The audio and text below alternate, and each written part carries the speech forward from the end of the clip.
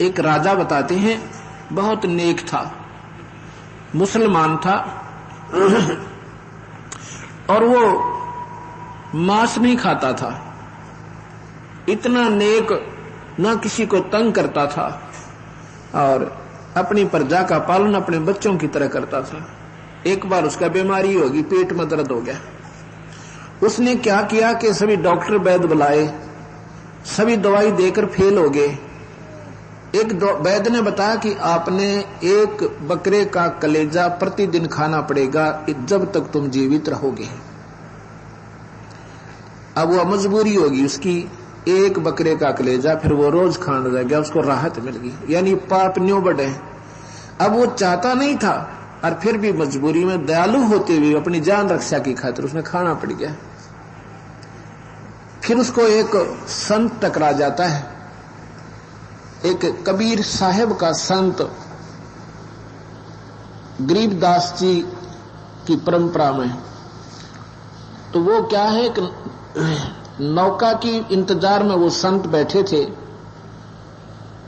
वहां पर क्या होता है कि वो नौका में बैठ चुके थे, इतने में 5-7 बकरे लेकर राजा के सैनिक आ जाते हैं और उस नाविक को मालूम था कि ये राजा के सैनिक हैं।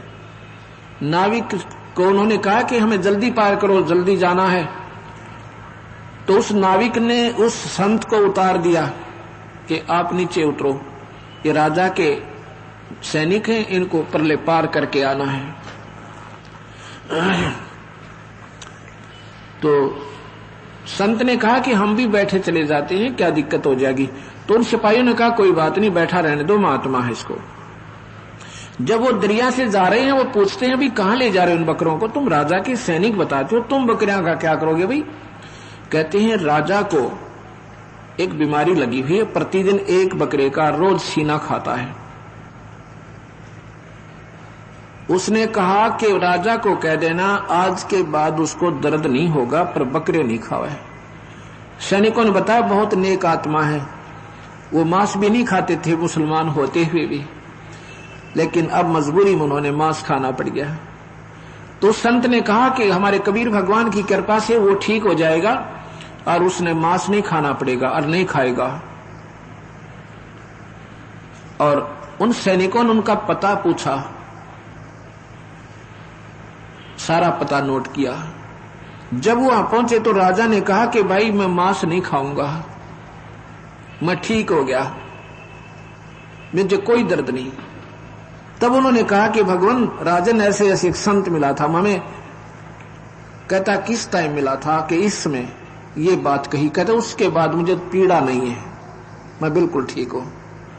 उस संत को ढूंढा, उसके संतान भी नहीं थी, कबीर साहब की कृपा से साल भीतर उसका लड़का हो गया, और ज्यादा प्रसन्न हुआ।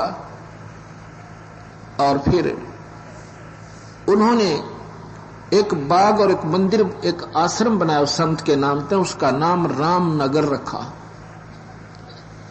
तो यहां हम ये कहना चाहते हैं कि परमात्मा किसे कहते हैं, श्रेष्ठ आत्मा। भगवान ज्योति निरंजन ये भी उस परम पिता परमात्मा का ही पुत्र है, लेकिन इसने अपनी थोड़ी सी नादानी की गलती के कारण ये श्राप लग गया, यानी बीमारी लग गई इसके, और ये इसका परिणाम हमें भी साथ भोगना पड़ रहा है। 1 लाख जीवों का ये काल रोज आहार करता है, इसलिए ये गुप्त रहता है, किसी के सामने प्रकट नहीं आता होता। स्वर्ग में नहीं रहता, ये स्वर्ग में इस रूप में नहीं रहता जिसका वास्तविक रूप है। ये जैसे प्लास्टिक सर्जरी कर ले तो वो ओरिजिनल रूप छुप जाता है उसका, चाहे कितना विकराल बुंडा हो। ऐसे ये 3 रूपों में, ब्रह्मा, महाविष्णु, महाशिव रूप में वहां रहता है, 4 भुजा में, लेकिन अपनी 1000 भुजा वाले रूप को वहां गुप्त करके रहता है। एक सिद्धि होती है जो बहुत शरीर बना सकता है, जैसा चाहे कुछ समय के लिए बना सकता है। वहां भी तीनों रूप में ये हर समय दर्शन नहीं देता, सब संतों को अपना अलग स्थान रखता है। जब चाहे वहां से खत्म गुप्त हो जाता है, किसी को अंदर आने का आदेश नहीं है। और अपने लोक में जाकर अपने विकराल रूप में बैठकर 1 लाख जीवों का आहार करता है। वहां पर तपतशिला बनी हुई है एक, एक पत्थर की टुकड़ी अपने आप स्वतः गर्म रहती है जो निरंजन लोक में है। वहां पर ना ब्रह्मा जा सके, ना विष्णु जा सके, ना शिव जा सके, ना कोई साधक जा सकता। उसने ऐसा बीच में इतना भयंकर एक शक्ति छोड़ रखी है। उसको केवल कबीर साहब के सार नाम सतनाम का उपासक संत और कबीर साहब के यानी सहारे से उस नगरी को पार करके ही जाना पड़ता है। ये काल भगवान के सिर पर पैर रख के ये कबीर हंस वहां से पार होते हैं, क्योंकि काल भगवान ने 21वें ब्रह्मांड के अंतिम लोक में, जो कि सतलोक जाने का रास्ता है, वहां पर अपने सिर के बलते बंद कर रखा है कि कोई इधर से वापस ना चला जा। जब ये कबीर साहब का उपासक सतनाम और सारनाम का उपासक संत जाता है भक्त, उस हंस के सामने उसका अपने आप सिर झुक जाता है, वो रास्ता खाली हो जाता है और उसके सिर पे पैर रख के काल के ये कबीर हंस अपने सतलोक चला जाता है। अब आपको ज्ञान हुआ कि परमात्मा कितने हैं। अब यहां पर सभी संत कहते हैं कुल का मालिक एक है, और गीता में लिखा है कि अर्जुन ये संसार उल्टा लटका हुआ वृक्ष है।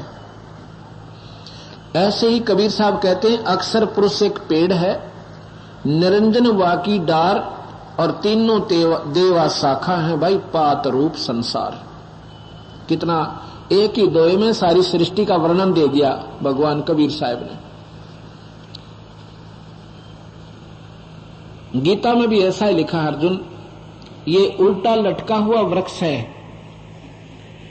और इसकी जड़ ऊपर को है, यानी मूल जड़ कहां है इसकी? सतलोक है। और कबीर साहब कहते हैं कि अक्षर पुरुष एक पेड़ है। अक्षर पुरुष माने परब्रह्म। ये तो समझो जमीन से बाहर दिखने वाला पेड़ है, मोटा तना है, और इसके एक मोटी डार लगी है, मोटी डार, उसको निरंजन जानो, और उसके फिर 3 शाखा हो निरंजन के, ये ब्रह्मा विष्णु महेश समझो, तीनों देवता, और टहनी और ये देवता, और ये पत्ते रूप में संसार। लेकिन जड़ कौन है, मूल कौन है? वो कबीर भगवान सतपुरुष है, पूर्ण परमात्मा, परम अक्षर ब्रह्म है, और जड़ों से सारी शक्ति उस पेड़ को प्राप्त है। ऐसा ही गीता जी के 15वें श्लोक में 15वें अध्याय के 17वें श्लोक में लिखा है कि वो परमात्मा तो अविनाशी भगवान तो दूसरा ही है, वही तीनों लोकों में प्रवेश करके और सबका पालन पोषण और स्थिति सब कुछ वही करता है। अब जब हमने इस बात की सही जानकारी होगी, फिर गीता जी जैसे अनमोल शास्त्र को आप पढ़ोगे, इतना आनंद आएगा। हे परमात्मा, ओए होए, इतनी सच्चाई जो गीता में लिखी है और कबीर साहब से बिल्कुल मिलती जुलती है। गीता में सिर्फ कमी क्या रही कि उसमें उस परमात्मा के पाने का मार्ग नहीं है, केवल ब्रह्म के पाने का मार्ग ओम मंत्र है और यज्ञ हवन है, स्वर्ग महास्वर्ग की जाने की। पूर्ण परमात्मा के पाने की यानी वे ऑफ वर्शिप नहीं है, पूजा की विधि नहीं है। इस करके ऋषियों ने हजारों वर्षों वेदों और गीता के आधार पर साधनाएं की, लेकिन वो बेचारे फिर भी पार नहीं हो पाए। रहे निरंजन लोक में, महास्वर्ग में चले गए और करोड़ों वर्षों तक स्वर्ग महास्वर्ग में भी रहे, लेकिन फिर महाप्रलय जब होती है ये सारे ही समाप्त हो जाते हैं और फिर सृष्टि रची जाती है। ये 21 ब्रह्मांड में एक ब्रह्मांड की, ऐसे ही हर ब्रह्मांड के अंदर न्यारी न्यारी व्यवस्था हर समय पर होती रहती है। और सतलोक कभी नष्ट नहीं होता, इसलिए उसको सत्यलोक कहते हैं, उसको अमर लोक कहते हैं, उसको बेगमपुर भी कहते हैं। बेगम जहां कोई चिंता ना हो, कोई दुख ना हो, कोई गम ना हो, उसको बेगमपुर भी कहते हैं। उसको अजर लोक भी कहते हैं। कबीर साहब के यानी पूर्ण परमात्मा के अन्य नाम भी हैं, जैसे अकाल मूर्त, शब्द स्वरूपी राम और सतपुरख। सतपुरख, सत्य माने सच्चा, पुरख माने भगवान, सत साहेब। अकाल मूर्त जिसका काल ना हो, वो परमात्मा की तस्वीर यानी वो सतपुरुष।